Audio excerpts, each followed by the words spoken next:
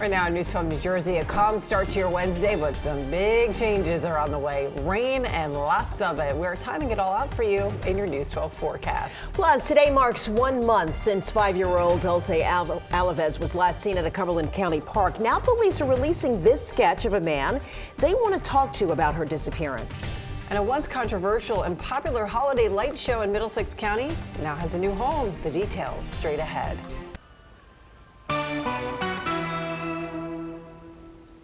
Good Wednesday morning. Thanks for being with us here on News 12 New Jersey. I'm Christina Baer. And I'm Carissa Lawson. Now you look at a live shot like that and you say, storm? What storm? Yeah. It looks beautiful outside it sure right does, now. Yes. But what a difference 12 hours can make, right? Or not okay. even 12 hours, 8 hours. All right, let's check out what's happening here, everyone. We head outside and you know what? Yeah, so in 8 hours, it'll be a very different looking skyline. You know, it is cloudy and a little gray now, a couple glimmers of some sunshine here, but that's the best we're going to do today. Temperatures Andover at 50, Morristown at 46, Toms River at about 56 this morning. We've got a gale warning and a small craft advisory in place down the shore. Wind advisory as well. It's a flood watch as we move up towards northeast Jersey, Bergen, Passaic, Essex, Hudson, and Union County. So one frontal boundary through, 2 areas of low pressure will converge and become that stronger nor'easter system offshore. So luckily for us, we're actually getting the rain before that full union occurs. So yeah, it becomes a nor'easter, but quickly moves on out of here. So we don't experience the full impact of that nor'easter system, but it is still certainly going to be plenty ugly and plenty stormy around here. High numbers today, upper 60s to near 70 degrees as we make our way out. So don't forget the umbrella and the rain jacket. We'll talk more about it coming up. Let's go back now to the news desk. All right, James, thanks so much. Well, new this morning, a traffic advisory is in place in Essex County after a large oil spill on a street there. Yeah, let's see how things are going this morning with News 12 New Jersey's Tony Caputo. Where we are right now will probably be an issue tonight into tomorrow morning because of the expected rain and the flooding. We're out here often for flooding in this part of the Ironbound here in Newark. But this area was affected by this oil spill last night, according to Newark's Public Safety Director Anthony Ambrose, a 3-mile-long oil spill. Let me let you look at some of the video involved. Now, we're on South Street, right at Van Buren Street, but it was actually on each side of where we are where this oil spill was most damaging. It appears to be cleaned up and traffic is moving, but the spill affected Adams and Thomas Streets. That's what you're seeing there. And you see all that sand and other materials that are used to collect that oil after it was on the roadways. Now, Stockton and Delaney Streets, which is across the bridge, probably a good mile and a half, 2 miles away from where Adams and Thomas Streets are, that was affected as well, and so was Wilson Avenue. Again, this was a concern. For the most part, as far as we can tell this morning, traffic is moving, and that is good news because this is an incredibly busy area pretty much 24 hours a day, but especially obviously during business hours with all the warehouses and what have you out here. Now, taking a look again at what was affected, Stockton and Delaney Streets, Adams and Thomas Streets, and Wilson Avenue. I reached out to the safety director, waiting to hear back. Not exactly sure what caused this oil spill, but considering it was, you know, about a half mile down this way and then about a mile and a half out that way, you would think it was a vehicle that was moving, that was kind of leaking and spreading some of this oil around. When we get more information on that, we'll pass it along. But right now, for the most part, traffic seems to be moving in these areas. We're live in Newark. Tony Caputo, News 12 New Jersey. Ladies, we'll get it back to you. All right, Tony, thanks so much. 7:03 now this morning, the NYPD is investigating 2 shootings involving officers. In one in Brooklyn, officers shot and killed a man. Officers saw a man firing a gun at another person. They told the man to drop the gun, and that's when he pointed it at them. The officers fired, shooting and killing the man. The officers were not injured. In the Bronx, police recovering this gun from a man who was firing shots near a train station. Officers responded and followed the man to the train platform. They fired, hitting him in the shoulder. He's said to be in stable condition this morning. The officers were taken to the hospital and they were not injured. A man charged with killing a gas station attendant in Edison is accused of killing his cellmate in a South Carolina prison. 23-year-old Marcus Antonio Wright was awaiting extradition to New Jersey to face murder and armed robbery charges in last year's attack. But prison officials say he got into a fight with his cellmate and killed him. Wright is now facing additional murder charges. Well, today marks 1 month since a 5-year-old girl was taken from a Cumberland County park, and now police have a new clue in this case. They're releasing this sketch. They want to talk to this man and believe he may be a witness and have some information in the case involving Dulce Alaves. The little girl was reported missing during a family outing to Bridgeton City Park. Her mother was in a car about 30 yards away from the playground when the girl vanished. A $52,000 reward is now being offered for any information that helps find Dulce. If you do recognize the man or you know where the little girl is, call police immediately. Happening today, Patterson is expected to give out more hepatitis A vaccines after a confirmed case in a worker at a grocery store there. Health officials are recommending anyone who came into contact with products sold at Brothers Produce between September 30th and October 5th get the vaccine. The department is giving vaccines to those without insurance on a first-come, first-served basis. A driver accused of killing a 15-year-old boy and injuring his father in a hit-and-run crash in Lakewood faced a judge. Police say Alexander Politan hit and killed Jesus Lopez Grande. The teen was walking along Oak Street in Lakewood earlier this month with his father when police say Politan hit them.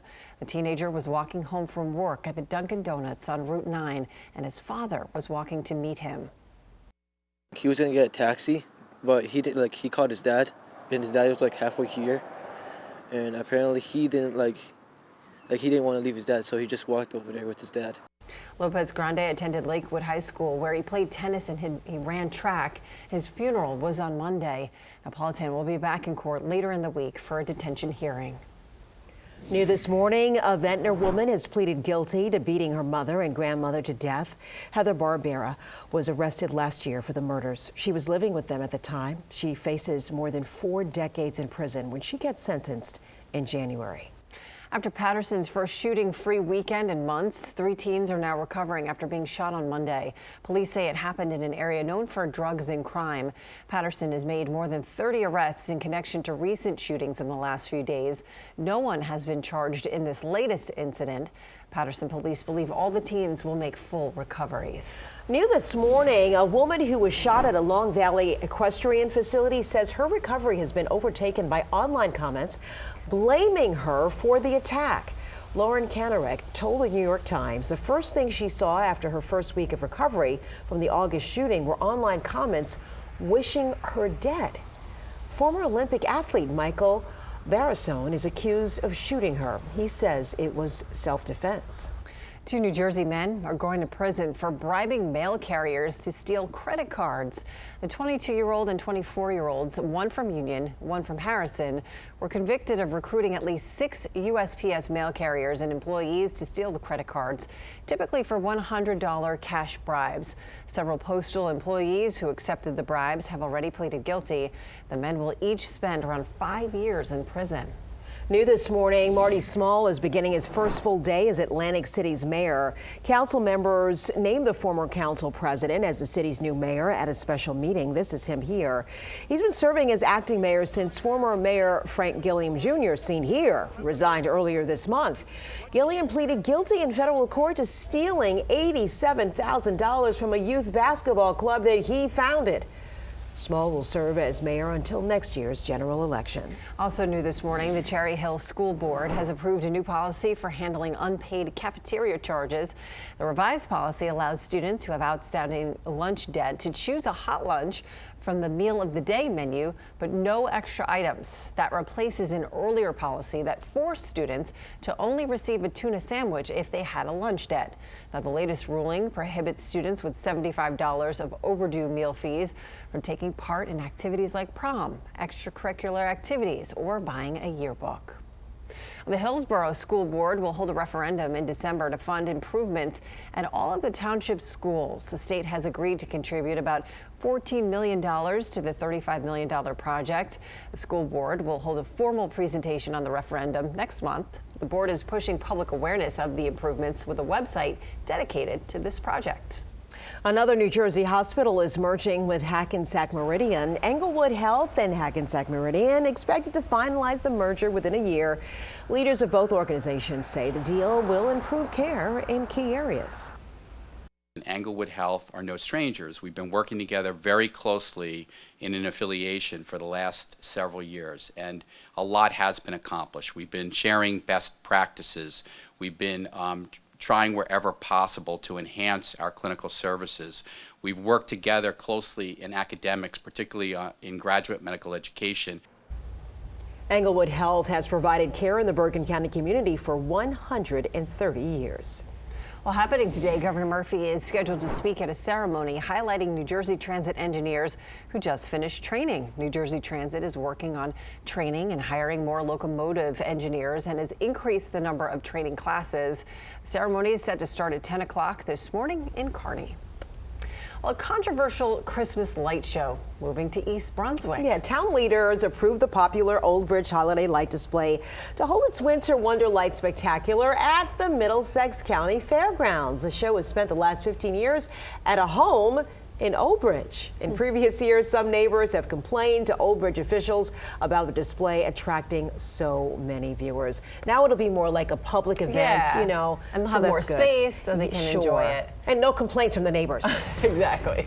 Well, it's still ahead. A Las Vegas Police Department grants a special wish for a New Jersey teen. The heartwarming story is straight ahead. But first, here's James.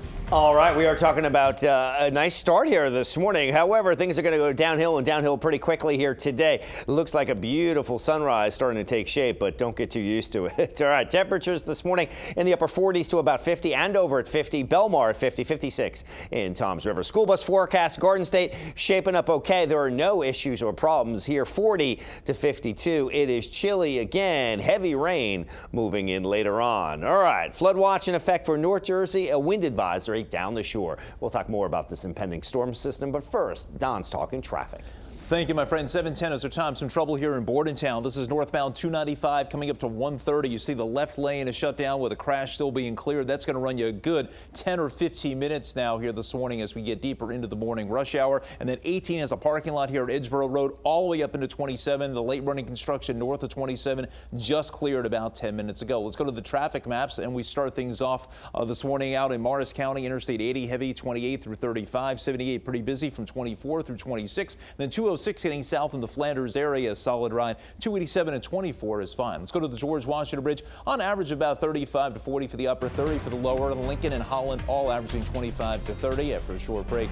The New Jersey Morning Show continues after this.